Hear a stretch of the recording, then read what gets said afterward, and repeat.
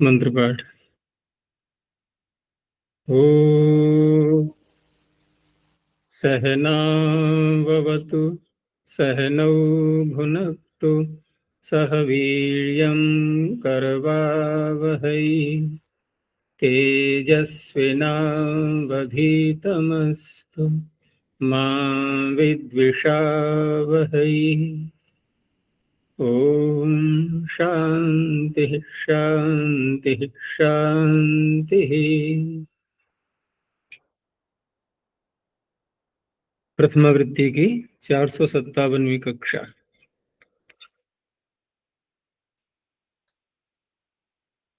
7वें अध्याय के चतुर्थ पाद में हम लोग चल रहे हैं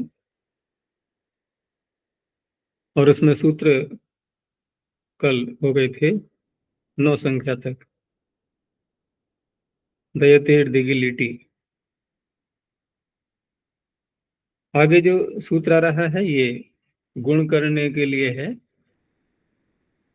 सूत्र है ऋतस्य संयोगादेर गुणः। ऋतः षष्ठी वचनांतम च व्यापदम संयोगादेः षष्ठी वचनांतम गुणः प्रथमैक वचनांतम। अब लिट को ऊपर से लाएंगे तो लिट में गुण का विधान इसलिए करना पड़ रहा है क्योंकि लिट लकार कित हो जाता है, असंयोगाल लिट कित। लेकिन सारे प्रत्यय तो कित नहीं होते, जो अपित प्रत्यय हैं वो कित हो जाएंगे। तो जो पित हैं तिप सिप मित, यहाँ के लिए ये सूत्र नहीं है। वहां तिप में और मित में तृणल होता है, वहां तो गुण वृद्धि हो जाएगी, उसको ये नहीं रोकेगा क्योंकि ये गुण का विधान कर रहा है। और ठल में वहां तो गुण साधतु काढ़तु के से ही हो जाएगा। तो जहां प्राप्त नहीं है वहां के लिए है ये सूत्र। तो ऋकारांत धातुओं को लेता है लेकिन विशेषण साथ में लगाया गया है संयोगादेः। संयोगः आदिर यस्य। तो संयोगादेः ऋकारान्तस्य अंगस्य लिटि परतः गुणो भवति। संयोग आदि वाली जैसे कि स्व्री ध्री और स्मृ, 3 धातुओं के इन्होंने उदाहरण दिए। तो इसलिए उदाहरण भी वही दिए जाएंगे जहां गुण की प्राप्ति नहीं हो रही है। तो अतुस और उस, ये उदाहरण ले लिए। अथुस उस भी बन जाएंगे और वा और मा भी बन जाएंगे। तो श्री का सस्वरतु सस्वरु। तो श्री धातु से लिट लकार ला करके जब अतुस कर देंगे उसके स्थान में, तो द्वित्व की प्राप्ति और धरिए गुण की प्राप्ति। तो गुण पहले होता है, गुण हो जाएगा तो बन गया स्वर। अब जब द्वित्व करेंगे तो वहां द्विवचन जी लगाना चाहिए। इन्होंने जो दिया है ये क्रम ऐसा नहीं होना चाहिए। उन्होंने जो हिंदी में लिखा है ना कि द्वित्व होकर स्मृति का दिया है उदाहरण कि स्मर स्मर, इस तरह से। तो स्मर स्मर नहीं, स्मृ स्मर। स्मर बनेगा लेकिन उरत लगा करके फिर उसी प्रकार से करना है। और केवल स्मृति को ही क्यों दिखाया इन्होंने? जब पहला उदाहरण था सूर्य का, दूसरा है ध्री का, अगर क्रम से चलें तो सूर्य का ही दिखाते पहले स्वर स्वर करके, तो वही ना दिखा करके स्मृति का ले लिया अंत में। उदाहरण तो 3 है ना।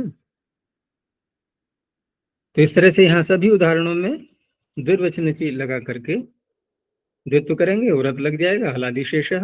तो सस्वरतु सस्वरु, ध्री से दध्वरतु दध्वरु, अभ्यास चर्चा। स्मृति से सस्मरतु सस्मरु।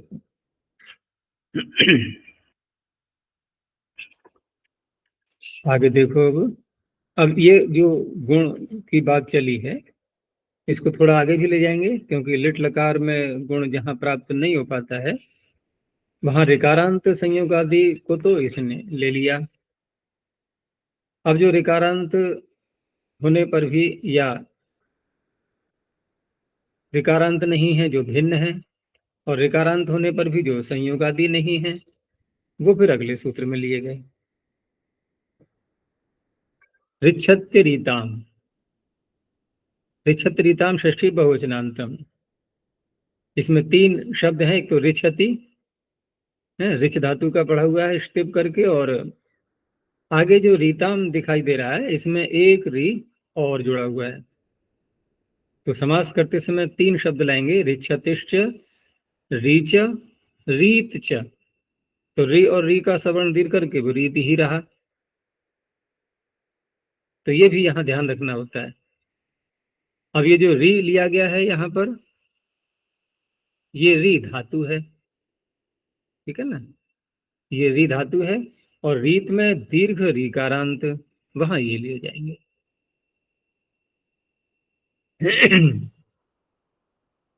तो ऋच्छते है अंगस्य रीत्येतस्य रीकारांतानां च अंगानां लिटि परतः गुणो भवति।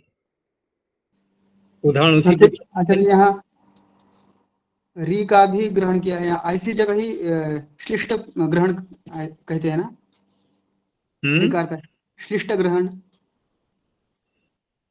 नहीं, शिष्ट में यहाँ क्या बात है, शिष्ट तो वहां बोला जाता है ना जहां पर के लौकिक प्रयोग नहीं बन पाता है सामान्य रूप से, और कोई विशेष कार्य उसमें हो रहा है जो सूत्र से प्राप्त नहीं है, तब हम कहते हैं ये शिष्ट प्रयोग है।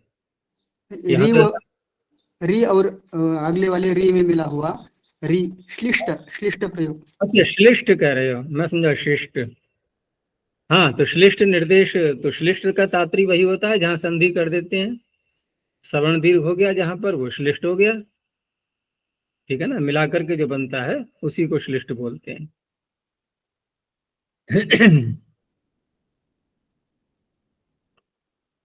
तो ऋच्छति का उदाहरण यहाँ पर आनर्छ आनर्छतुः आनर्छुः।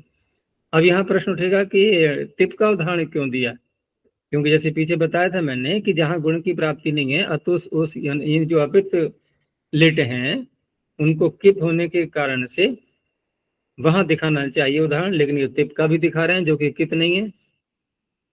तो क्यों दिखाया, क्योंकि ऋक्ष में गुण हो कैसे पाएगा, ऋक्ष में पुगंत लघु उपधा से तो लग नहीं पाएगा,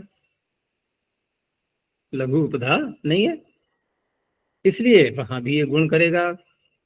तो ऋक्षति के लिए यहाँ पर पित्त और अपित से कोई संबंध नहीं है, सर्वत्र ही करेगा ये, क्योंकि कहीं भी प्राप्ति नहीं हो रही थी, ठीक है ना। हम ये कहें कि कित होने से प्राप्त नहीं है अतुस उसमें, तो ऐसा कहेंगे क्या, कर दिया ठीक है, मान लो कितना होता तो क्या गुण हो जाता, तब भी नहीं होता। तो यहाँ तो प्राप्ति ही है सर्वत्र पूरे लिट लकार में। तो सारे ही उदाहरण बनेंगे इसके तीनों पुरुषों में, आनर्छ आनर्छतु आनर्छु।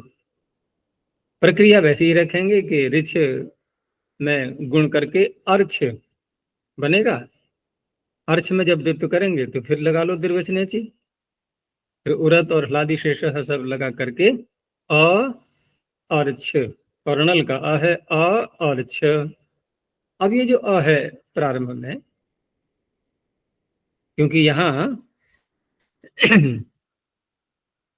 अ और अर्छ ये 2 आकार हो गए ना, प्रारंभ का आकार हो गया जो कि द्वित्व करके आया था उरत लगाने के बाद, दूसरा इधर गुण करके जो अर्छ है ये भी आकार है, तो अतोगुणे की प्राप्ति हो रही है।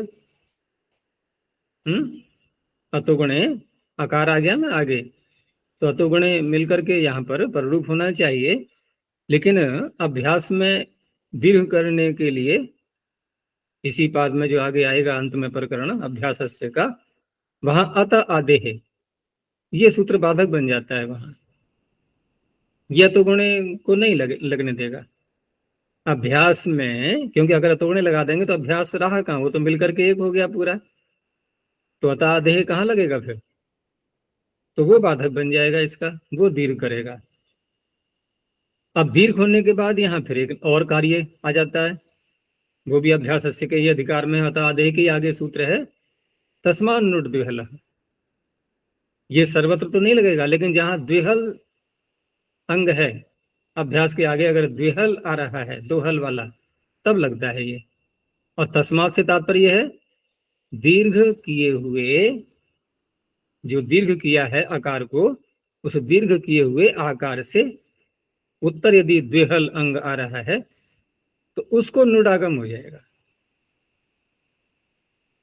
इसलिए नुट का नकार और जोड़ आके आगे। अब अच्छा जी, ऋच में इस सूत्र से गुण की प्राप्ति करा रहे हैं। इसका मतलब ये ऋच धातु में जो चकार है छ से पूर्व वाला, वो छह से नहीं हुआ है, धातु का मूल ही है चकार भी। नहीं, देखो धातु का मूल तो इसलिए है ना कि छकार को पढ़े कैसे। मान लो पाणिनि अगर धातु पढ़े भी ऋच गति इंद्रिय प्रलय मूर्ति भावेशु ऐसे ही पढ़ा हुआ है, लेकिन अभी प्रयोग के तो लायक नहीं है ना भाई। धातु पाठ में तो केवल शब्द मात्र का पाठ है, उसका तो प्रयोग कर नहीं सकते हम कहीं पर भी। अपदम न प्रयोंजीता, तो प्रयोग करते ही हमें सूत्र लगाने होंगे। छेच लग जाएगा तुरंत ही, ह्रस्व से प्रतिकृति तो ऊपर से आ रहा है ना छेच। तो ये तो बिना निमित्त के लगता ही है, बस केवल छकार ही तो चाहिए इसको। छकार परे होते ही ह्रस्व को तुक आगम कर देगा ये, तो उस अवस्था में अवृक्ष तो शुरू में ही बन जाएगा ये। धातु संज्ञा होते ही प्रयोग के लायक जब हो रही है ये, तो तुरंत ही तुक आगम हो जाएगा। अब उसके बाद लकार लाते रहो, लेकिन संयोग तो पहले ही गुरु तो पहले ही बन गया है वो, तो गुण की प्राप्ति तो कहीं भी नहीं हो पाएगी। अब ऐसा नहीं है कि पहले गुण कर लेंगे हम तब तुक करेंगे, तुक तो प्रारंभ नहीं हो जाएगा। तो वहां तो ऋच ही बनेगा। और कोई अगर पाठ मिलता है कहीं ऋच, वो भी कोई अशुद्ध नहीं कहलाएगा। लेकिन धातु पाठ के जो शब्द होते हैं वो प्रयोग के योग्य नहीं होते हैं वो, क्योंकि वो पद नहीं है। और पद बनाएंगे तो तुक आगम तुरंत ही हो जाएगा। री धातु का भी उदाहरण ऐसे ही बनेगा, लेकिन यहाँ पर तस्मान द्विहला को नहीं लगा सकते अब, क्योंकि ये द्विहल नहीं है। अगला जो अंग है अरतु, प्रारंभ में है अरतु। तो अब ये जो अ है, अ के आगे अरतु, ये द्विहल नहीं है, तो वहां अत आदेश से दीर्घ और फिर अकह स्वर्ण दीर्घ लगा लो, आरतु। एक तो आ हो गया, एक अ हो गया। यहां पर टिप का उदाहरण नहीं दिया, क्योंकि वहां तो नल है, यहाँ तो वृद्धि हो ही जाएगी अचवर्णिति से। तो आरतु आरु ऐसे रूप चलेंगे। अब दीर्घ रीकारांत, तो क्री विक्षेपे, विक्षेप अर्थ में आती है ना, उसी का है ये। तो यहाँ भी क्री से, यहाँ भी उदाहरण आएंगे जो गोर्णल का और तिप का और उसका मिप का तो नहीं आएगा, क्योंकि वहां तो अचवर्णिति से वृद्धि होगी और दूसरा साधतु का से गुण हो जाएगा थल में। जहां गुण नहीं हो पाएगा वहां गुण के लिए बन जाएगा ये। तो क्री को गुण करके कर हो गया, फिर जब द्वित्व करेंगे तो फिर द्विरचने ची क्री कर ऐसे करके नि उपसर्ग है, नि चकारतु नि चकरुहु, ये हो गया इसके लिए।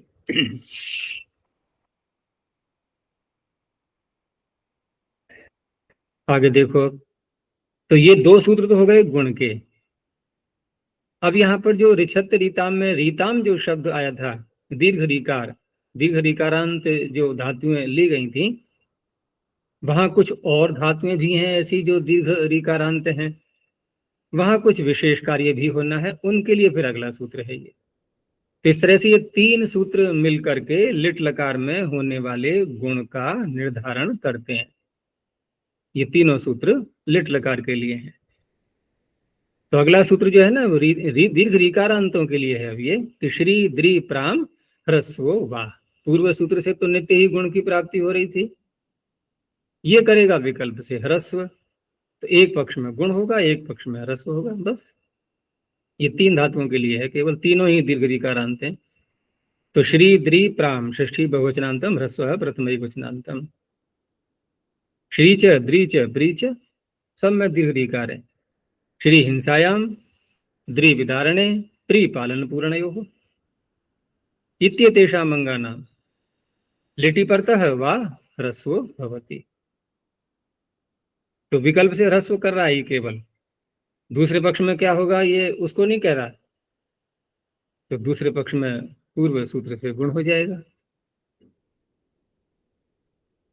अब रही बात कि दोनों में अंतर क्या रहेगा रूपों में, कि जिस पक्ष में ह्रस्व कर लेंगे तो उस पक्ष में श्री का बन गया श्री, और आगे है अतुस। अब द्वित्व यहां पहले यणादेश करेंगे, ठीक है ना, यणादेश करके अब वो तो रहा नहीं कोई अच, अच रहा कुछ भी नहीं, तो अनच को द्वित्व कैसे करेंगे, दुर्वचनची है ही सूत्र, तो अभ्यास में तो हो ही जाएगा।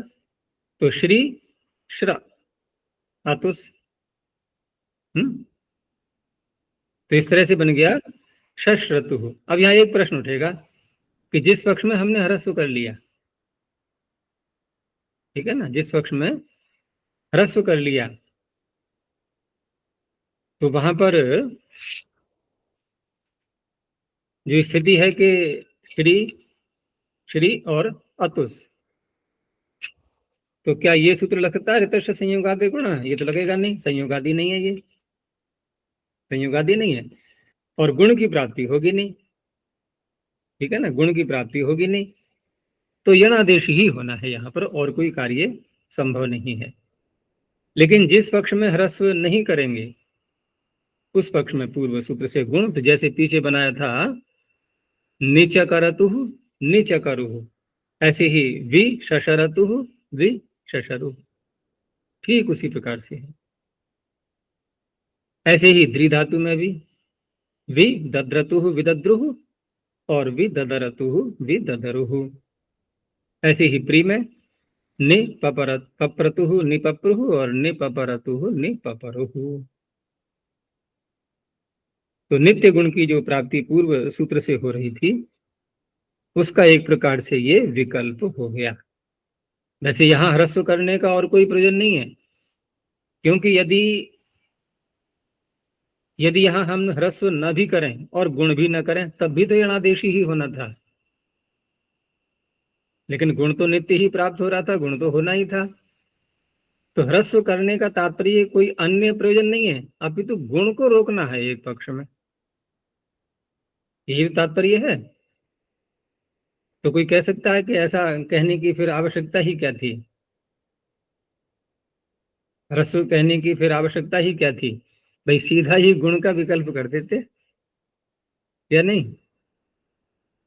श्रीद्री प्राम वाह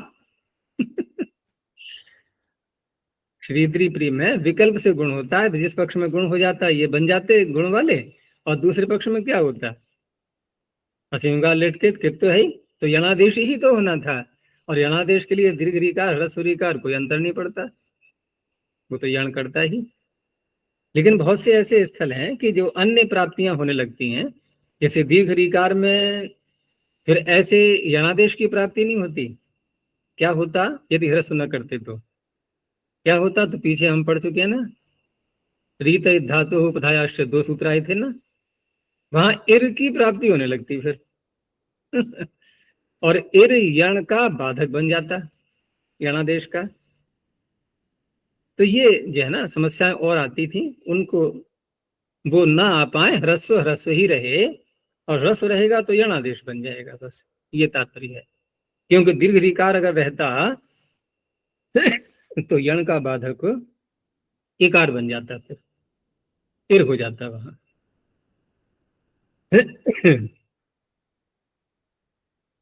और प्री में क्या हो जाता, प्री में भी वही बात है, वहां पर उर हो जाता उदोष्ठ्य पूर्व से, रीत धातु हो उपधायाश्च उदोष्ठ्य पूर्व से, वहां उकार को रोकने के लिए है, तो एकार उकार को रोकने के लिए ह्रस्व का विधान करना पड़ा है।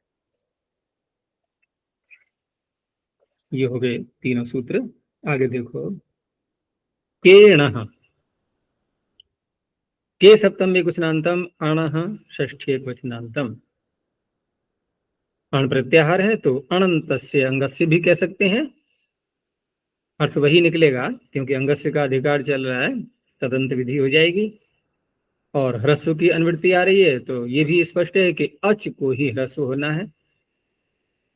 और अनंत कह करके करेंगे तब भी वही बात है कि अलोन्त्य से लगेगा तो अनंत अंग होगा, तो उसी को ह्रस्व होना है, अंत में अण ही आना है फिर। तो के प्रत्यये परतः अनंतस्य अंगस्य ह्रस्व भवति। इन्होंने अण ह्रस्व भवति कह दिया है, तात्पर्य वही है, क्योंकि अनंत अंग बोलेंगे तब भी ह्रस्व तो अण को ही होगा। तो यहां जो उदाहरण दिए हैं ज्ञका, कुमारिका, किशोरी का, तो कुमारी किशोरी तो स्पष्ट है, दीर्घ इकारांत हमें दिखाई देते हैं ये, लेकिन ज्ञका क्या है ये? तो ज्ञा धातु से युगपद ज्ञा प्री किरह कह, इसे क प्रत्यय करके बनाते हैं। ये क प्रत्यय वो नहीं है जो किरण हमें क प्रत्यय पर रहते लग रहा है, वो क अलग है, इसका को मत ले लेना कहीं। तो इगुपथ ज्या प्री किरह कह से क प्रत्यय करके ज्या से बन गया ज्या शब्द, जानने वाला। परमात्मा को कहते हैं ना सर्वज्ञ। जीवात्मा कैसा है? अल्पज्ञ। प्रकृति कैसी है? अज्ञ। सब में ज्ञ आ रहा है, अज्ञ, अल्पज्ञ, सर्वज्ञ, तीन पदार्थ अनादि हैं। तो ज्ञ तो जानने वाला हो गया, लेकिन स्त्रीलिंग में बोलना है तो ठीक है, टाप कर लिया, ज्ञा बन गया। अब क प्रत्यय का तो हम पीछे देख चुके हैं 5वें अध्याय में, अनेकों अर्थों में आने वाले अल्प, ह्रस्व, अज्ञात आदि किसी भी अर्थ में ला करके क प्रत्यय का प्रयोग किया गया। तो ज्या के आगे क आ गया। अब ज्या के आगे क आ गया तो अब ये सूत्र क्या कह रहा है कि क प्रत्यय यदि परे है तो जो अण आ रहा है उसको ह्रस्व कर दो, ह्रस्व कर दिया। लेकिन स्त्रीलिंग में तो तब भी बनेगा ना, हमने ज्या जो स्त्रीलिंग का शब्द था उससे क प्रत्यय किया है, तो क प्रत्यय करने के बाद फिर ये जो प्रातिपदिक बना अकारांत और बोलना स्त्रीलिंग में ही है, फिर टाप आएगा। तो टाप जब आएगा तो ज्या, क और आ, टाप भी आ गया यहाँ पर। तो उस अवस्था में इसने जब ह्रस्व कर दिया तो ज्यक, ज्यक और आ, ये बना ज्यक और आ। अब यहाँ पर प्रत्ययस्थात का सूत्र क्यों नहीं लगा? भस्रैषा ज्या द्वा स्वा नए पूर्वाणामपि। हाँ, तो वहां पर निषेध ही किया गया है, क्योंकि प्रत्ययस्थात का पूर्व स्यादेदाप्य सुपः, इसके आगे निषेध चला फिर न या सयोः। उदीचा मातः स्थान एक पूर्वायाः भस्त्रैषा जा ज्या, ज्या शब्द आ गया वहां पर कि यहाँ एकार नहीं होता है, फिर ज्ये का नहीं बनेगा, ज्ये का, ज्या का ही रहेगा। कुमारी शब्द में ये कोई समस्या ऐसी नहीं है, दी गई कारांत है, का प्रत्यय ले आया ज्ञात आदि अर्थों में और ह्रस्व करके, और टाप तो आगे लाना ही है, स्त्रीलिंग का तो बनेगा ही। तो कुमारी का, किशोरी का, ये बन गए। अब किरण सूत्र ने क प्रत्यय बोला था, क प्रत्यय परे रहते, तो क में तो बहुत सारे प्रत्यय आ गए।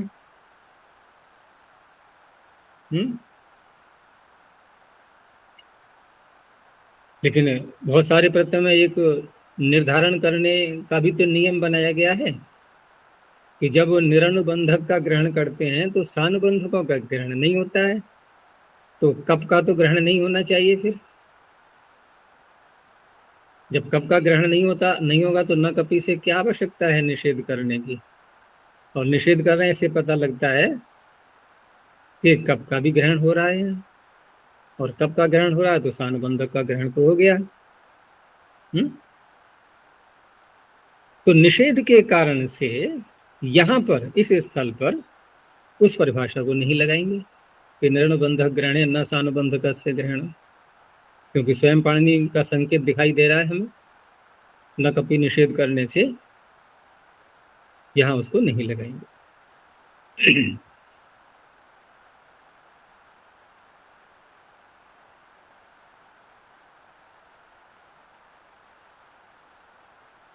उणादि में भी कुछ सूत्रों में का प्रत्यय आता है, जैसे शब्द हैं कृदा, कृदाधारार्ची कलिभ्य कह, एक सूत्र आता है अनादि कोश में, कृदाधारार्ची कलिभ्य कह, तो वहाँ क प्रत्यय होता है, उसमें रा का धा का ये उदाहरण आते हैं, तो वहां भी तो केर्ण से ह्रस्व की प्राप्ति होती है। तो वहां फिर वनादेव बहुलम में जो बहुल शब्द है उससे उसकी सहायता लेनी होगी, किसी न किसी प्रकार से रोकना होगा। वहां ह्रस्व नहीं होता है, राका धाका यही बनते हैं शब्द, ये उदाहरण दिए हुए हैं उसके। आचार्य जी यहाँ केणा में जो के है, क है, चलो तो ककार और आकार इन दोनों के समुदायादि प्रत्यय, ऐसा ऐसा कहें तो नहीं, क को लिया गया है, पूरा है, ककार भी है आकार भी है, उसमें क प्रत्यय ही लिया गया है, तभी तो सप्तमी में के बनेगा, जैसे बालक का बालके। ककार और आकार इन दोनों का संयोग समुदाय, और इस समुदायादि प्रत्ययों के परे रहते, ऐसा करे तो फिर कपि का भी ग्रहण हो जाएगा उसमें। नहीं नहीं, कप का ग्रहण यदि हम ये परिभाषा लेते हैं ना कि निरनुबंधक ग्रहणे न सानुबंधक से ग्रहणम, इस नियम को मानेंगे तो यहाँ ककार आकार से कोई तात्पर्य नहीं है, प्रत्यय हमने क लिया और अनुबंध कोई लगाया नहीं सूत्र में, तो फिर आप अनुबंध वाले प्रत्ययों में कैसे ह्रस्व कर पाओगे, नहीं कर सकते।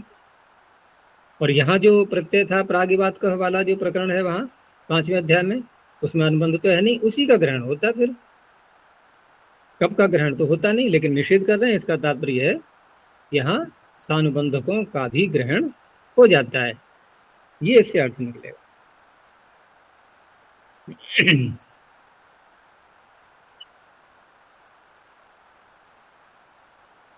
और वो जो मैंने उनादि का सूत्र बताया था वहां भी क नहीं है वास्तव में, ये जो अभी नियम बताया ना मैंने कि सानुबंधकों का भी ग्रहण हो जाता है, ये पता इस सूत्र से लगा न कपि से। तो वहां जो सूत्र है ना उनादि में वो है कृदा धारार्ची कलिभ्य कन, हाँ कन है वहां पर, तो वो भी सानुबंधक है। अब वो सानुबंधक है तो वहां तभी तो प्राप्ति होगी जबकि हम सानुबंधकों का भी ग्रहण मान रहे हैं, और ये अगले सूत्र ने दे ही दिया संकेत कि सानुबंधकों का भी ग्रहण होगा। अब जिसका भी ग्रहण हो गया तो वहां राका धाका में जो ह्रस्व की प्राप्ति हो रही है उसको अनादेव बहुलम से रोकेंगे, बहुल ग्रहण सामर्थ्य से वहां उसको रोका जाएगा।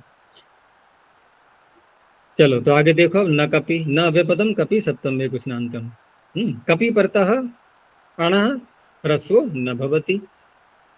तो कप प्रत्यय जो 5वें अध्याय के अंत में आता है, बहुरी समास जहाँ होता है वहां करते हैं ना, उरह प्रभृतिभ्यः कप, उसमें आगे फिर शेषाद विभाषा, तो शेषाद विभाषा से जो कप प्रत्यय होगा वहां ह्रस्व को रोक दिया गया। तो जब वहां बहुरी समास करके होता है तो पहले हमें बहुरी समास भी दिखाना होगा, कोई ऐसा शब्द लाएंगे जिसमें बहुरी ही समास हुआ है। तो बहु कुमारी, बहुवधू, बहुलक्ष्मी ये शब्द बनाए गए पहले बहुरी समास करके। बहव्यः कुमार्यः यस्य, कोई पिता है बहुत बच्चियां हैं उसकी, तो बहु कुमारी, या देश कहेंगे तो जहाँ जिस देश में, जिस ग्राम में, जिस नगर में कुमारियां अधिक हैं, तो बहु कुमारी ये तो बन गया बहुरी समास करके शब्द। आगे फिर शेषाद विभाषा से कप प्रत्यय आ गया। अब यहाँ कुमारी को ह्रस्व की प्राप्ति हो रही थी केर्ण सूत्र से, तानुबंध ग्रहण होने के कारण से वो रोक दिया गया। ऐसे ही बहुवधू में भी, तो बहु कुमारी कह, बहुवधू कह, बहु लक्ष्मी कह।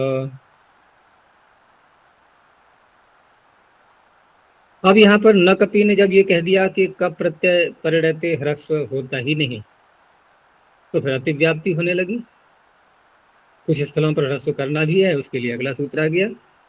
तो ये जो 3 सूत्र हैं ये अलग हो गए। अब देखो पिछले 3 सूत्र थे हमारे लिट लकार के, लिट लकार में गुण करने के लिए। ऐसे हम जब एक वर्ग बना लेते हैं ना सूत्रों का जगह जगह जगह जगह, तो सरलता रहती है फिर व्याकरण को समझने में।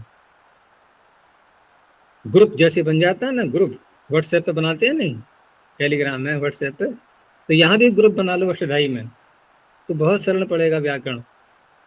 तो तुरंत ध्यान आ जाता है कि हाँ हमें उस ग्रुप में जाना है, वहां का विषय आ गया। तो ये जो 3 सूत्र हैं ये क परे रहते ह्रस्व के विधायक हो गए। उसमें अंतिम सूत्र आ गया आपोन्य तरस्याम। आपः षष्ठी कुशनांतम अंतरस्याम सप्तमे कुशनांतम। क्योंकि ह्रस्व कहा गया है तो ह्रस्व तो आगारांत होते हैं, उनको भी ह्रस्व होना चाहिए। अभी उदाहरण दिए थे पीछे, तो देखो ज्याका में दिया था ना, ज्याका, वो ज्या ही तो था, वो ज्या ही तो था, तो वहां क्यों नहीं लगेगा ये? क्योंकि आपोनितरस्याम में ये ह्रस्व कर रहा है विकल्प कप प्रत्यय में, क में नहीं।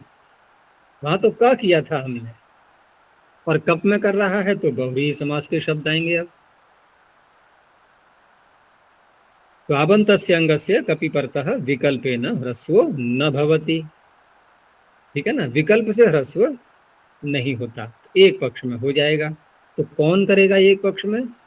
तेणः, जो ह्रस्व कर रहा है वही करेगा। ये तो एक पक्ष में रोक रहा है बस केवल। पिछले सूत्र ने बिल्कुल ही रोक दिया था ह्रस्व को, इसने एक पक्ष में रोका है। तो बहुव्रीहि समास में बहु खट्वा बना लिया शब्द, बह्व्यः खट्वाः यस्मिन् देशे या यस्य, किसी तरह से बना लें। उसके बाद शेषा द्विभाषा से जब कप प्रत्यय लाएंगे वहां इसने विकल्प से ह्रस्व किया है, तो बहुखट्वकः बहुखट्वाकः बहुमालकः बहुमालाकः हो गया।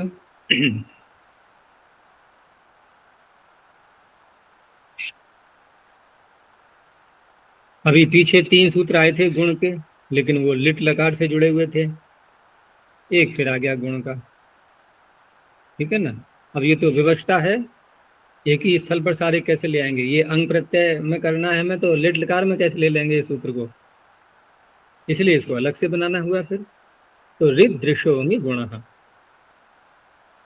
ये भी सूत्र बहुत व्यापक है, कारण व्यापकता का है इसमें री शब्द का ग्रहण करना, ऋकारांत, क्योंकि ऋकारांत धातुएं बहुत होती हैं। तो ऋदृशः षष्ठी एकवचनांतम अंगी सप्तम एकवचनांतम गुण प्रथम एकवचनांतम। रीच दृश्य, दृश्य को अलग से बोला गया क्योंकि ये ऋकारांत नहीं थी। तो ऋवर्णान्तानाम अंगानाम दृशेश्च अंगस्य अंगी परतः गुणो भवति। अब अंग का हमें पता है कहाँ होता है, ये तो चिली के स्थान पर अंग होता है। तो इसका तात्पर्य हुआ कि सूत्र के उदाहरण लुंग लकार के बनेंगे। लुंग लकार में चिली आता है और चिली का अंग कहाँ से प्रारंभ होता है? अस्यति वक्ति ख्यातिभ्यों। लेकिन हमें लेना है ऋकारांतों को और दृश्य को। तो पहले दृश्य का देख लो कौन सा सूत्र है। दृश्य में लुंग लकार का रूप जब बनाते हैं तो चिली प्रत्यय के स्थान पर अंग करने के लिए कौन सा सूत्र लगाएंगे? क्योंकि मूल धातु क्या है? ये धातु पाठ में दृशिर प्रेक्षणे इर आ रहा है, तो इरित धातु में इरितोवा सूत्र से अंग आदेश करेंगे।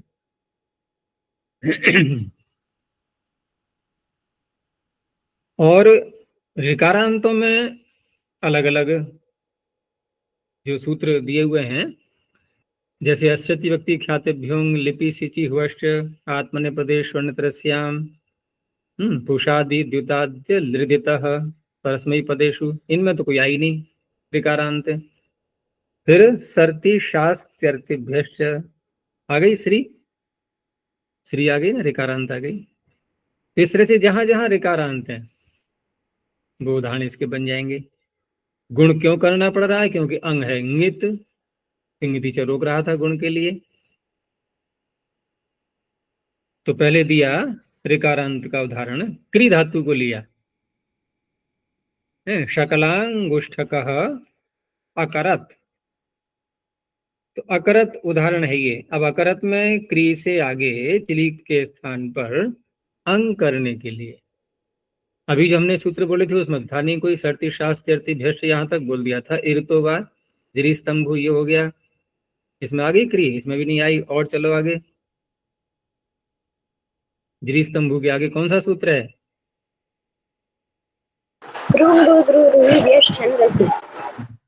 तो क्री मृ द्रि, इसमें क्री आ गई। और वहां छंदसी कहा है, तो देखो उदाहरण भी ये छंद के ही हैं। ये शकलांगुष्ठ का नहीं तो कहोगे ये शब्द कहाँ से आ गया? तो वेद में तो ऐसे ही मिलेंगे ना शब्द। तो शकलांगुष्ठकः अकरत, तो अकरत में ऐसे लगता है जैसे लंग लकार का रूप चला रहे हैं। तो लुंग का रूप है ये। अडागम क्री चिली और तिप का तकार है, चिली को अंग हो गया है और गुण होकर के अकरत। उत्तम पुरुष के एक वचन में अहम तेभ्यः अकरम नमः, मैंने उनको नमन किया। ऐसे ही श्री धातु, श्री का अलग सूत्र पहले बोला था ना मैंने, षष्ठी शास्त्यर्थिभ्यश्च, तो असरथ। और आगे दिया है जो आरत, आरत ये किसका है? ये री धातु भी तो ऋकारांत है ना, अकेली री। जैसे श्री हो गया, क्री हो गया, ये ऋकारांत है, तो री को कैसे छोड़ देंगे? वो भी तो ऋकारांत है। वो कहेगी मैं अकेली हूं इसलिए छोड़ दिया मुझे, है? कि श्री में और क्री में तो एक वर्ण और भी आ रहा है साथ में, अब री में कोई वर्ण नहीं है तो क्या छोड़ेंगे उसको? तो वो भी आ गई। तो री में यहाँ चिली को अंग करने वाला सूत्र फिर वो कौन सा आएगा? तो देखो, सरती, शास्ति, अर्ति, वो अर्ति री का ही है, वो री में भी अंग कर रहा है, री से आगे जो चिली है उसको अंग कर रहा है, तो वो अंग करके बन जाएगा आरत। तो आरत में एक तो आडागम था प्रारंभ में, और आगे क्या बनेगा? अरथ, री को गुण करके अरथ, तो आ अरथ, आटस्य से वृद्धि करके आरत। एक उदाहरण दिया है इन्होंने जरा शब्द का। अब देखो यहां सूत्र में री शब्द पढ़ा है, तो बल्कि ऋकारांत न कह करके हमें बोलना है रिवर्णांत, तो दीर्घ ऋकार भी तो आ गए इसमें सारे। तो दीर्घ ऋकार में जरीश धातु भी आ गई, जरीश, झरीश, वयोहानव। तो इस जरीश धातु में पाणि ने शकार लगाया है, मूर्धन्य अनुबंध शकार जो लगाया है। तो षित धातुओं से जब कृदंत हम रूप बनाते हैं तो वहां पर स्त्रीलिंग के अधिकार में, स्त्रिया मिक्तिन के अधिकार में कौन सा सूत्र है जो अप्रत्यय करेगा? षिद भिदादि, अप्रत्ययात अंग, अंग होगा यहाँ, षिद भिदा दिभ्योंग, तो अंग का भी अ ही बचता है। तो अंग प्रत्यय क्योंकि इंगित है, अगर अ करते तब तो गुण हो ही जाता, यदि अ होता तब तो गुण हो ही जाता, लेकिन अंग होने के कारण से गुण नहीं हुआ, और अंग ही यहाँ इसको चाहिए ऋद्रशोंगी गुणा को। तो जो मैंने कहा था प्रारंभ में कि लुट लकार के ही उदाहरण आएंगे, तो लकारों में तो लुट लकार ही आएगा, लेकिन हम कृदंतों में यदि लेंगे तो वहां भी अंग प्रत्यय कहा गया है, ठीक है ना, उस अंग को भी यहाँ ले लिया जाएगा। तो जरी धातु से अंग प्रत्यय करके इसने गुण कर दिया है, तो जर जर, अब क्योंकि स्त्रीलिंग में है तो टाप भी आएगा अंत में, और जाति तष्टाप से, तो जरा, तो जरा का अर्थ क्या हो गया? थोड़ा सा, जरा सा और दे दो। वो उर्दू का शब्द है, ये संस्कृत का है। जरा माने वृद्धावस्था, जीर्ण अवस्था। और दृश्य का भी उदाहरण, तो दृश्य में तो इर होने के कारण से, इरित होने के कारण से इरुत्ववासी हो जाएगा। तो अदर्शत, अदर्शताम, अदर्शन।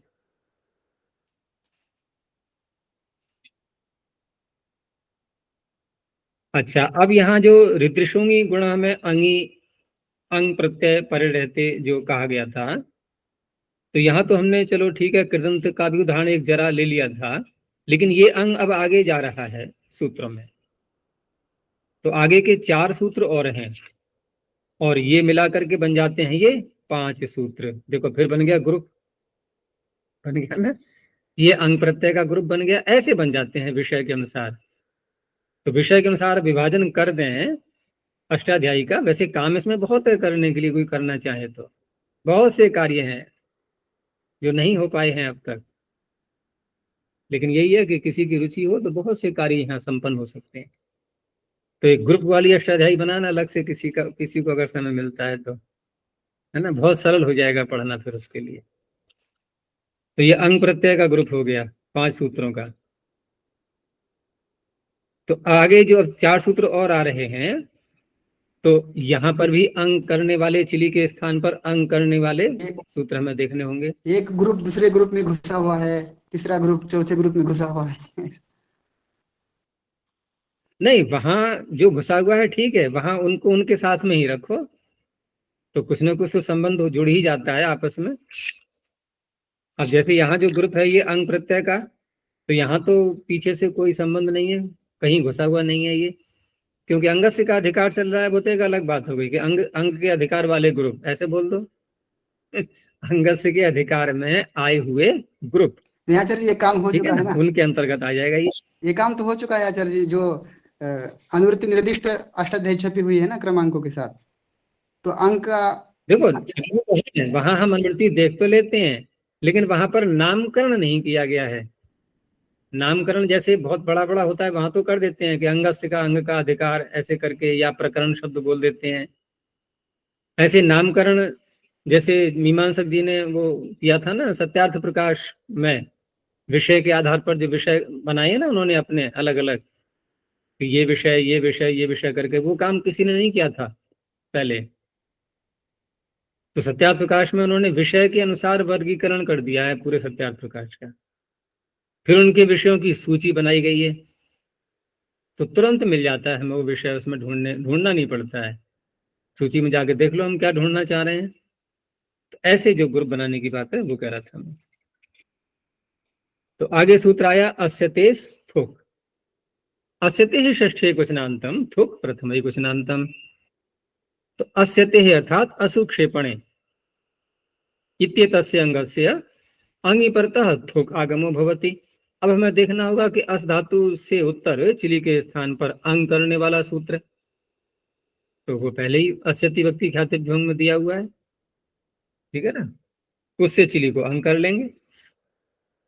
अब यहाँ थुक आगम किया है तो षष्ठी है अस्यते में, तो षष्ठी निर्दिष्ट को आदेश होते ही है, तो कित होने से ये उसके अंत में आएगा, तो अस का बन जाएगा अस्थ,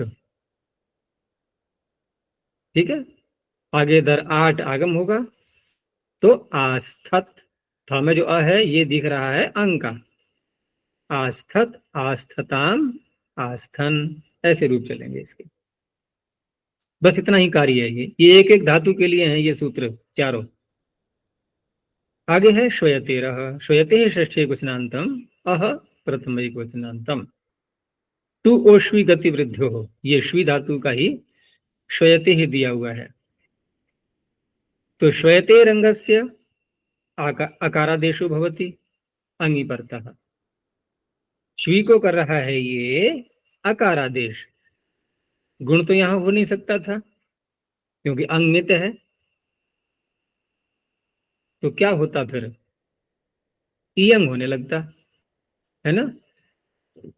तो यहां इसने क्या कर दिया, आकार कर दिया उस इकार को ही, अलोन्त्य से लगा करके इकार को, श्वी में जो इकार है उसको हो जाएगा आकार, तो श्वी का बन गया श्व, अब धातु श्वी नहीं, अब हो गया श्व, बस इसके रूप चलाना है। अब श्वी में यहाँ 2 आकार बन गए, अब देखो एक तो श्वी में इकार को आकार हो गया तो बन गया श्व, उधर एक अंग प्रत्यय का आकार भी है, अंग आदेश जो किया था ना चिली के स्थान पर, यहाँ किससे करेंगे चिली के स्थान पर अंग आदेश, श्वी धातु में,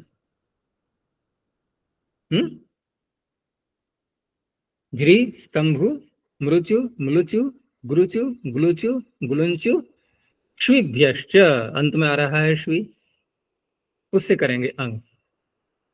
तो 2 आकार हो गए ना, श्व और फिर अंग का भी अ है, तो अतो गुणे लगा लो, तो अश्वत अश्वताम अश्वन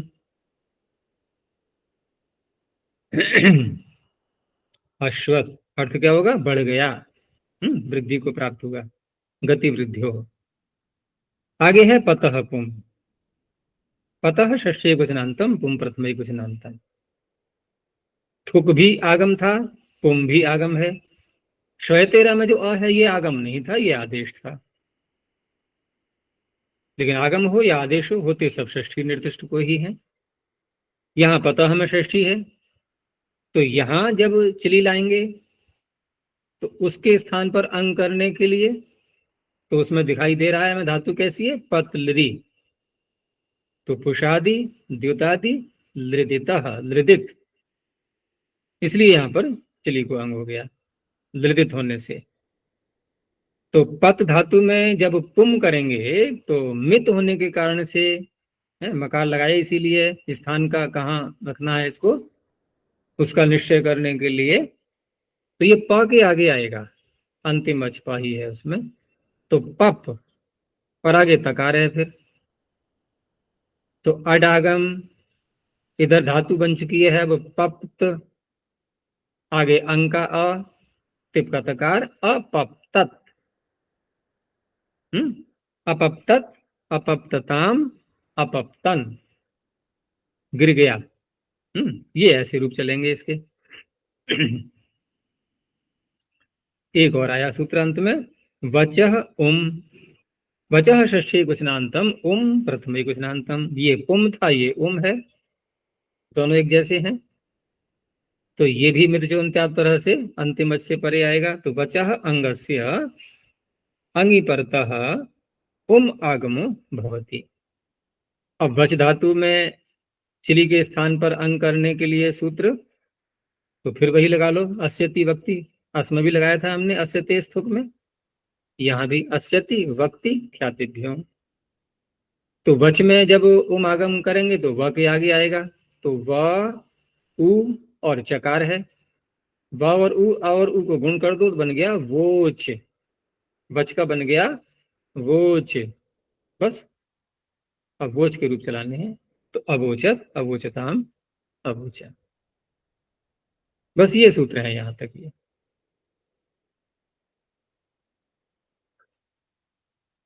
तो देखो गुण हमने पहले देखा लिट लकार में, फिर गुण देखा ऋदृशोंगी गुण हमें, अब फिर गुण आ गया। तो अष्टाध्यायी में गुणों की भरमार है। अष्टाध्यायी कैसी है, गुणवती। गुण अधिक है ना। और सबसे पहला सूत्र वृद्धि का है, वृद्धि होती है किसी व्यक्ति की तभी तो गुण आते हैं उसके अंदर। वृद्धि का अर्थ उन्नति। उन्नति सिद्ध कैसे होती है, वृद्धि सिद्ध कैसे होती है, गुणवान बन रहा है, गुण आ रहे हैं, तो वृद्धि गुण सब है इसके अंदर, है ना। तो पढ़ने वालों में भी वृद्धि और गुण बढ़ेंगे अब। तो शींग सार्वधातु के गुण, शींग प्रथमे क्वचनांतम, वो षष्ठे क्वचनांतम, सार्वधातु के सप्तमे क्वचनांतम, गुण प्रथमे क्वचनांतम। अब बड़ा विचित्र लग रहा है कि सार्वधातु पर रहते गुण करना पड़ रहा है, जबकि सार्वधातु का धातु का सूत्र बैठा हुआ है ना। तो अपमान हो रहा है ना उसका, उसका महत्व ही नहीं समझा। वो कह रहा है मैं बैठा तो हूं, तुम अलग से क्यों ला रहे हो सूत्रों के लिए। लेकिन वो बैठा तो है, लेकिन उसके साथ में एक डंडा लेके और बैठा है ना सूत्र, किंग टीचर, वो सब जगह लगने नहीं दे रहा है उसको। तो ये सूत्र ने कहा ठीक है, तू डंडा लेके बैठा है, तेरा डंडा लेके मैं बैठाऊंगा। तो ये कहाँ लगेगा, फिर बात वही आ गई जैसे पीछे प्रसंग आया था ना कि लिट लकार में जब गुण दिखाया गया था तो वहां पर कित लिट में ही तो गुण दिखाया गया। भाई जो अपित लिट है वहां तो हो ही जाना है अन्य सूत्रों से। ऐसे ही यहां पर भी है, लेकिन यहां हम देखते हैं तो पितलिट कितलिट वाली जो जो लिटकी में जो कित करते हैं हम, तो वहां पितलिट क्या है कहीं पर यहाँ, क्योंकि धातु है ये आत्मनिपद की, और आत्मनिपद में जो प्रत्यय आएंगे ता ताम झ था सा थाम हम इट वही महेंगे, यहाँ पर कोई भी ऐसा नहीं है जो पित है, सारे ही अपित हैं ये। तो कहीं भी प्राप्ति नहीं थी, ठीक है ना, क्योंकि टीचर कहीं भी नहीं होने दे रहा था, उसके लिए सूत्र है ये। तो शींग अंगस्य सार्वधातु के परतः गुणो भवति। तो सभी उदाहरणों में ता आताम झ आदि सर्वत्र जहां जहां भी सार्वधातु प्रत्यय आएंगे, क्योंकि शब्द जब आता है उसका तो लुक हो जाता है, तो त में ते करके इधर शी को गुण हो गया शेते, आताम का बन गया आते, तो शे आते अयादेश क्षयाते। फिर आगे झ आया, झ को अतादेश हो गया। अतादेश किससे हो गया? अतादेश करने का सूत्र आत्मनेपदेश है। आत्मनेपदेष्वनतः शिंगो रूट। तो आत्मनेपदेशवनतः अनकारांत, अकारांत नहीं होना चाहिए। ठीक है, अकारांत तो नहीं है क्योंकि शब्द का तो लुक हो गया है। तो झ को तो अतादेश हो जाएगा, लेकिन रुट आगम एक और बढ़ाया गया है उसमें, उसके लिए शींगो रूट सूत्र है उसी के आगे। तो रते बन जाता है अते का रते, क्योंकि रुट आगम प्रत्यय को होता है, जो अतादेश हुआ है ना उसको। तो रते बन गया, इधर शी को गुण हो गया शे रते। शेते शयाते शे रते, शे शे शयाते शे ध्वे, शये शे वहे शे महे। ऐसे रूप चलाएंगे इसके।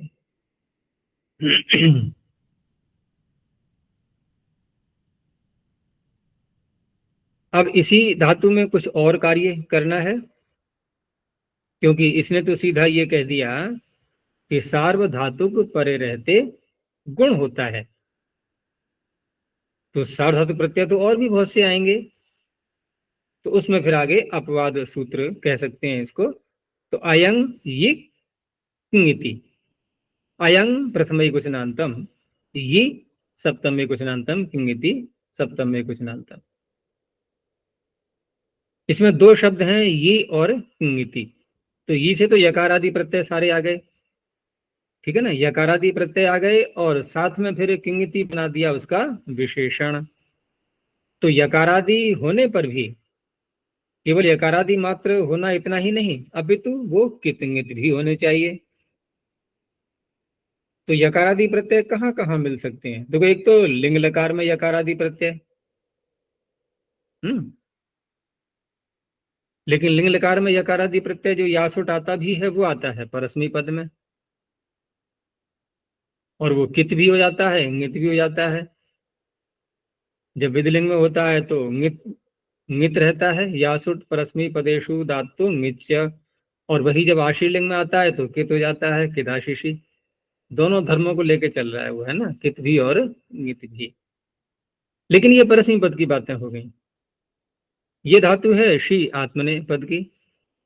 तो यहाँ जो हमें यकारादि कित मिलेंगे, तो एक तो भाव और कर्म में जब लकार लाते हैं भाव कर्मणों से, तो वहां सार्व धातु के यक से यक प्रत्यय हो जाता है। तो कोई कैसा है, यकारादि भी है और कित भी है। ऐसे ही यंग प्रत्यय यदि लाएंगे धातुरे का चोलादेह सूत्र से, तो यंग प्रत्यय कैसा है, वो यकारादि है और इंगित है, वो भी उदाहरण बन जाएंगे इसके। और अन्य स्थलों पर देखें हम कृत संज्ञक प्रत्ययों में, तो जब समास करके क्त्वा के स्थान पर ल्यप आदेश करते हैं, तो ल्यप कैसा है, क्त्वा का कित्व धर्म भी जा रहा है उसमें, ठीक है ना, और स्वयं स्वरूप से अपने यकारादि भी है। यकारादि स्थानीय वत् से नहीं है, स्थानीय वत् से जो है ना वर्ण विधि नहीं आती है, अल विधि। तो वहां यकारादि तो स्वरूप से है वो, और स्थानीय वत् से कित्व भी है। वो भी इसका उदाहरण बन जाएगा। इस तरह से उदाहरण बनेंगे इसके। यकारादो किंगिति प्रत्यय परतः शींगो अंगस्य अयं आदेशो भवति। तो शी में जो ईकार है, क्योंकि अयंग में भी इंगित लगा हुआ है, तो अनेकाल होने पर भी इंगित होने के कारण से अंतिम बल के ही स्थान में होगा इंगित सूत्र से। तो शी का बन जाएगा, ई को अय कर दो, अयंग का बचेगा अय। जैसे कि हम गुण करके ए के स्थान पर अय आदेश करते हैं ऐसे, तो यहां गुण नहीं हुआ है, यहां गुण नहीं है, ये ई को अय आदेश हुआ है सीधा अयंग। कोई कहे कि यहाँ पर शी धातु को पहले गुण कर लिया है, फिर वांतो ही प्रत्यय लगाने लगो कहीं, है वांतो ही तो वकारांत तो वैसे भी नहीं है, ये तो अय है, यांत है, यांत का तो कोई सूत्र भी नहीं है।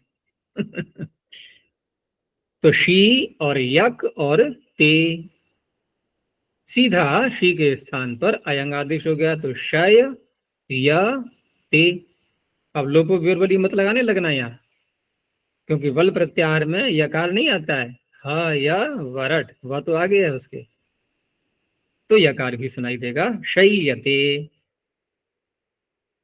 ऐसे ही यंग प्रत्यय में, तो यंग प्रत्यय में अयंग आदेश करके पहले बना लिया शय और या। अब संलिंगों से जब द्वित्व करेंगे तो वहां तो फिर द्विर्वचनेची लगा सकते हैं कि नहीं? अब अभी तक हम द्विर्वचनेची बहुत लगाते आ रहे हैं ना, पीछे अभ्यास पड़ गया है बहुत ज्यादा। तो ज्यादा वाला अभ्यास कहीं घातक तो नहीं बन रहा है? यहाँ भी लगा रहे हो कहीं? यहाँ लगेगा? नहीं लगेगा गुरुजी, द्विर्वचनेची अची।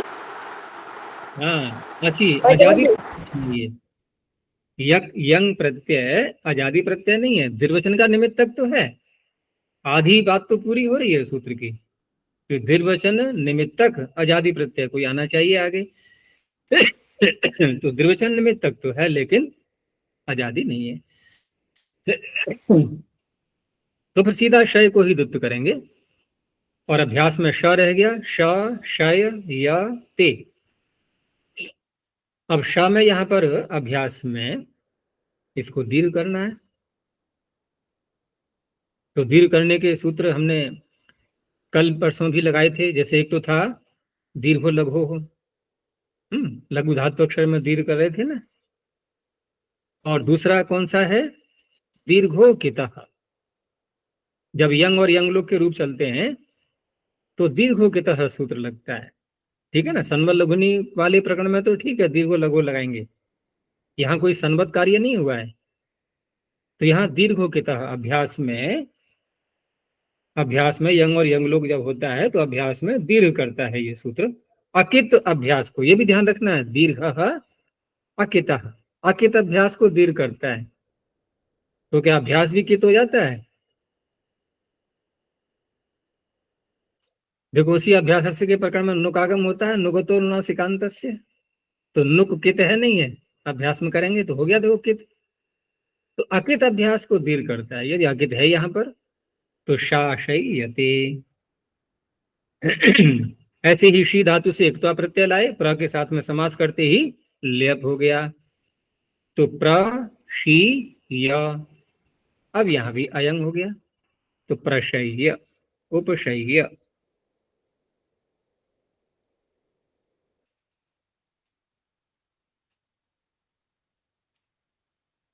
और देखो आगे, उपसर्गाद ह्रस्व ऊहते है। उपसर्गात पंचम एकवचनांतम, ह्रस्व प्रथम एकवचनांतम, ऊहते है षष्ठी एकवचनांतम। अभी बात आ रही थी अयंग आदेश की, तो वो तो कार्य हो गया। अब यहां पर क्या कर रहा है? ये ह्रस्व आदेश कर रहा है। धातु कौन सी है? ऊह। तो ऊह में ह्रस्व कहाँ करेंगे? क्या हम अलोन्त्य से लगाएंगे? यहाँ अचष्ट। अचष्ट। अलोन्त्य से लगा करके सिद्ध होगा ही नहीं, क्योंकि अंत में तो व्यंजन आ रहा है, उसको ह्रस्व कर नहीं सकते, अच को ही ह्रस्व होता है। तो विधान सामर्थ्य से अच को ही ह्रस्व होगा। तो ऊह का बन जाता है उह। उपसर्गाद उत्तरस्य ऊहते अंगस्य यकारादो किंगिति प्रत्यय परतः ह्रस्व भवति। अब ये जो यहाँ से प्रारंभ हो रहा है ये प्रकरण अयंग ये किंगिति से, तो एक तो कितंगित का भी चलेगा ये, और यकार आदि का थोड़ा दूर तक जाएगा। आगे के जो प्रत्यय आएंगे ना वो यकार आदि लिए जाएंगे, लेकिन हर सूत्र में संभव नहीं होता है। जहां संभव होगा, जैसे च्वौच सूत्र में संभव नहीं है, वहां इसकी अनुवृत्ति नहीं जाएगी। जहां जहां संभव है वहां जाती जाएगी। तो यकारादि कितंगित यहाँ भी ऐसे ही प्रत्यय लेने हैं। तो यक प्रत्यय हो गया, ठीक है ना। और भी जहां हो सकता है संभव, जो उदाहरण मिल रहे हैं उसके आधार पर। तो सम उपसर्ग लगा करके धातु है ऊह वितर्के, इस भाव में या कर्म में जब प्रत्यय करेंगे तो यक प्रत्यय आ गया। तो सम ऊह य ते, इसने ह्रस्व कर दिया।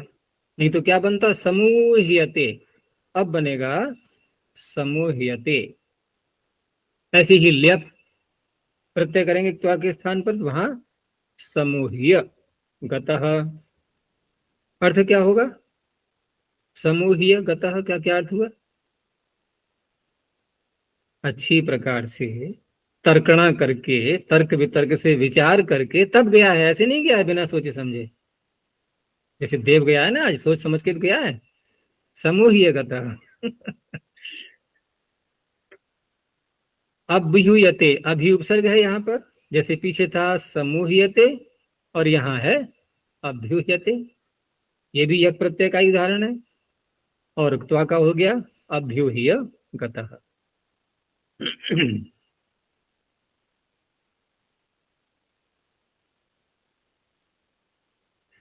अब यहां जब ह्रस्व की बात आई तो एक सूत्र और ले लिया ह्रस्व का, एतेर लिंगी। एते है षष्ठे क्वचनांतम, लिंगी सप्तमे क्वचनांतम। एते है ये किस धातु का बनता है? इण धातु का, इण गतौ। और अदादिगण की है, इसीलिए यहाँ पर शप नहीं है, तो एते है, उसी का स्टेप करके बना दिया है।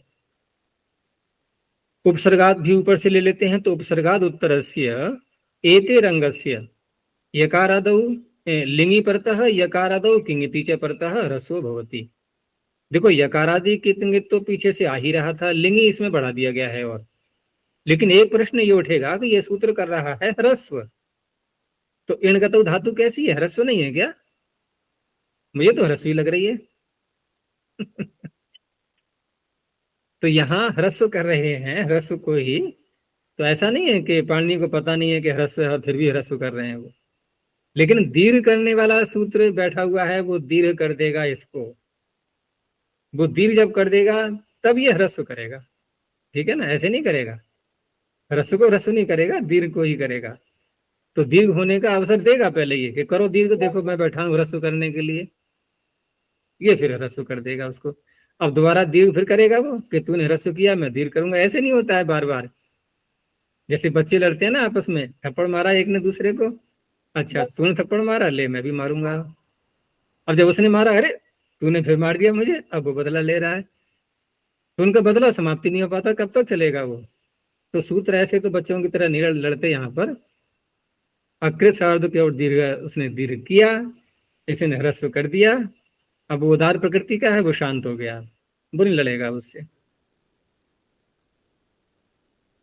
तो इस तरह से यहाँ उपसर्ग साथ में लगा करके जब प्रयोग करेंगे तभी यह ह्रस्व करेगा। तो उत उपसर्ग है, धातु ई है। अब यहां पर पहले तो लिंग का उदाहरण दिया इन्होंने। तो लिंग का उदाहरण जब देंगे यहां पर, तो उस अवस्था में जैसे मैंने कहा था कि विधिलिंग और आशीर्लिंग, तो विधिलिंग में तो यासुट परस्मी पदेशु धातु ङिच ङित रहता है ना, और आशीर्लिंग में कित हो जाता है, किदाशीषी बताया था ना मैंने पीछे। और सूत्र क्या कह रहा है ये कि लिंग लकार पर रहते और यकारादि प्रत्यय पर रहते, लेकिन जो किंगति है वो दोनों के साथ जुड़ जाएगा। लिंग लकार पर रहते, और या इसको यूं कह लो कि लिंग लकार जैसे हमने लिया और हमें दीर्घ भी दिखाना है पहले। जब तक हम इकार को इन प्रत्यय इन धातु को दीर्घ नहीं कर लेंगे तब तक ये सूत्र लगेगा नहीं, ठीक है ना? तो यदि हम विधिलिंग लाएंगे, थोड़ा विचार करना कि हम इन धातु से विधिलिंग लकार ले आए, यास उठा रहा है आगे, क्या यहां पर अकृत सार्वधातु की ओर दीर्घ जो कि आगे सूत्र आ रहा है, ये करेगा दीर्घ? वो क्या कह रहा है? कृत संज्ञक प्रत्यय नहीं होना चाहिए यकार आदि, सार्वधातुक संज्ञक प्रत्यय नहीं होना चाहिए यकार आदि। क्या विधिलिंग सार्वधातुक नहीं है? तो विधिलिंग का जो यासुट है, ये वैसे तो अन्य शर्तें घट रही हैं उसकी, भाई कित और ङित यहाँ दोनों चल रहे हैं, कित हो या ङित हो, दोनों में से कुछ भी हो। तो दोनों में से कुछ हो तो ङित तो है यासुट, तो ङित में भी तो अकृत सार्वधातुक की ओर दीर्घ कर रहा है, लेकिन सार्वधातुक भी तो है वो, सार्वधातुक ङित है। तो अब यहाँ ये दीर्घ नहीं करेगा तो एतेर लिंगी ह्रस्व करेगा? उसको नहीं करेगा। तो फिर कौन सा लकार आएगा? फिर आएगा आशीर्लिंग। अब आशीर्लिंग में क्या विशेषता आ गई कि कित इंगित वाली बात तो वहां भी घट गई। कित है वो, चलो ठीक है, इंगित नहीं है तो कित है, दोनों में से कुछ भी हो, लेकिन वो सार्वधातुक नहीं है। अब वो नहीं है सार्वधातुक, तो अकृत सार्थ का धातु की ओर दीर्घ वहां दीर्घ करेगा और उस दीर्घ को ये ह्रस्व करेगा। इसलिए यहाँ पर आशीर्लिंग का ही उदाहरण बनेगा इसका एतेर्लिंगी में। तो उदियात, समियात और अन्वियात, ठीक है। तो इयात इया जितने भी दिख रहे हैं ये सारे आशीर्लिंग के उदाहरण हैं।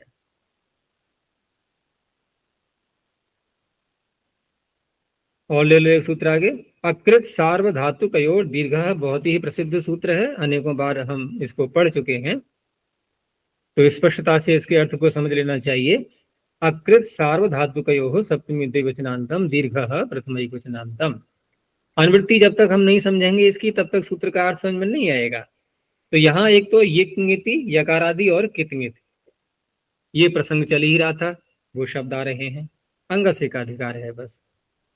लेकिन जिन प्रत्ययों के परे रहते ये निषेध कर रहा है उनको भी ध्यान में रखना है हमें। तो कृत च सार्वधातुकम ज, कृत सार्वधातुके, न कृत सार्वधातुके, अकृत सार्वधातुके। अब कृत्यों की संज्ञा होती है, तो सीधा सा तात्पर्य है कि कृत संज्ञक प्रत्यय नहीं हो। कैसा? यकार आदि। कृत संज्ञक प्रत्यय क्या सार्वधातुक भी होते हैं?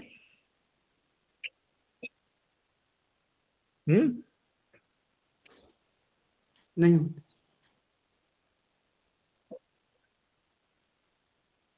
तो यहां पर कृत संज्ञक प्रत्यय यदि कोई है और साथ में वो यकार आदि भी है, और यकार आदियों में कित या ङित कोई सा भी धर्म यदि लिए हुए है वो, तो उस अवस्था में ये वहां दीर्घ नहीं करेगा। दूसरा, सार्वधातुक प्रत्ययों में भी दीर्घ नहीं करेगा। तो कृत संज्ञा और सार्वधातुक संज्ञा ये दोनों हट गए यहां से। अब अन्य प्रत्ययों को देखा जाएगा। तो उदाहरण इसके ऐसे आएंगे जो कि सार्वधातुक के भी नहीं होंगे और कृत संज्ञक के भी नहीं होंगे।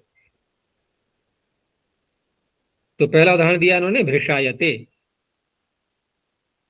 तो भृशायते का विग्रह कैसे करते हैं? अब भृशो भृशो भवति भृशायते, क्योंकि अभूत तद्भाव अर्थ में नहीं, यहाँ तो उसमें हाँ अभूत तद्भाव में ही होगा, क्योंकि सूत्र है भृशादिभ्यो भुवि अच्वेह। अच्वेह कहा गया ना, भृशादिभ्यो भुव्यच्वेर लोपश्च। तो यहाँ पर भृशादियों से ये क्यंग प्रत्यय करता है, लेकिन च्व्यंत नहीं होना चाहिए। तो च्व्यंत नहीं होना चाहिए, तो ये अभूत तद्भाव अर्थ कहां से आ गया? केवल यही तो कहा जा रहा है कि च्व्यंत नहीं होना चाहिए। तो च्व्यंत नहीं होना चाहिए का अर्थ है कि च्वी प्रत्यय का अर्थ तो हो लेकिन च्वी प्रत्यय न हो। च्वी प्रत्यय का निषेध करने का और कोई प्रयोजन ही नहीं है कि अच्व्यंत हो। भाई ये क्या क्या बीमारी पाल दी? च्वी प्रत्यय हम ला ही कब रहे थे, क्यों कहा अच्व्यंत हो? तो कहा इसलिए कि च्वी प्रत्यय नहीं लाना है, लेकिन च्वी प्रत्यय लाने की स्थिति पैदा कर देनी है। वो कब होती है? जब अभूत तद्भाव अर्थ होता है तब। तो इसका तात्पर्य अभूत तद्भाव अर्थ में लगेगा, ये क्यंग प्रत्यय करेगा। तो क्यंग प्रत्यय कर लिया भ्रेश या, और इससे कर लिया दीर्घ, क्योंकि क्यंग प्रत्यय जो या है ये कैसा है? यकार आदि है और कित भी है, ङित भी है, दोनों बातें हैं इसमें। तो भृशाय, उसके बाद धातु संज्ञा करके सनाद्यंता धातु से फिर आत्मनिपद में, क्योंकि क्या ङित है ना, तो अनुदात्त ङित है आत्मनिपदम, आत्मनिपद के प्रत्यय आएंगे, क्षप आएगा, त आएगा, भृशायते। सुख शब्द से सुखायते, यहां किससे करेंगे? ये नहीं है अभूत तद्भाव में, यहां है सुखादिभ्यः कर्तरी वेदनायाम। वेदना सुखम अनुभवती दुखम अनुभवती जो ऐसे अर्थ बोलते हैं ना, उस अर्थ को बोल रहा है ये शब्द सुखायते दुखायते। कोई सुखी हो रहा है, सुख का अनुभव कर रहा है, दुख का अनुभव कर रहा है, तो सुखायते दुखायते। यहां भी सुख और दुख को दीर्घ हो गया है क्यंग के कारण से। ऐसे ही यक प्रत्यय लाए हम, सा धातु के यक से, तो वो भी कैसा है, यकार आदि है, कित है, लेकिन कृत नहीं है, सार्व धातु भी नहीं है, तो दीर्घ हो गया चीयते।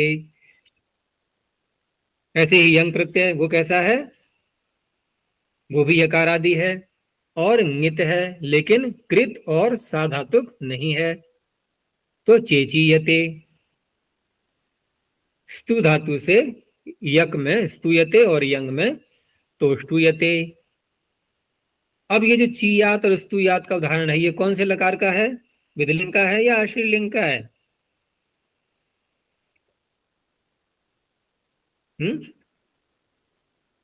अभी तो बताया था ना पीछे कि यहां पर विधिलिंग नहीं आ सकता, यहां आशीर्लिंग ही आएगा। ठीक है ना, तो आशीर्लिंग के उदाहरण हो गए चीयात, स्तुयात। यहां भी इसने दीर्घ कर दिया। अच्छा, इसका यदि विधिलिंग बनाएंगे तो क्या बनेगा, चीत। चीयात में ची धातु का क्या बनेगा, कौन बताएगा? चय दोनों के उत्तर गलत। सार धातुक लकार है, तो स्वादिभ्य हष्णु को भूल जाओगे क्या, चिनुयात। ठीक है ना, ये बनेगा। आशीर्लिंग में चीयात। बस यहीं तक रखते हैं अभी। प्रणव ध्वनि। ओ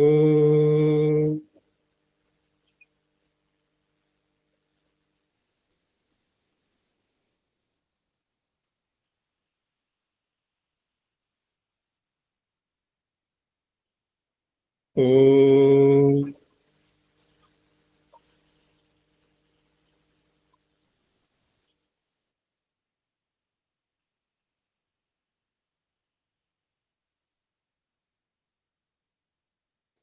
ओ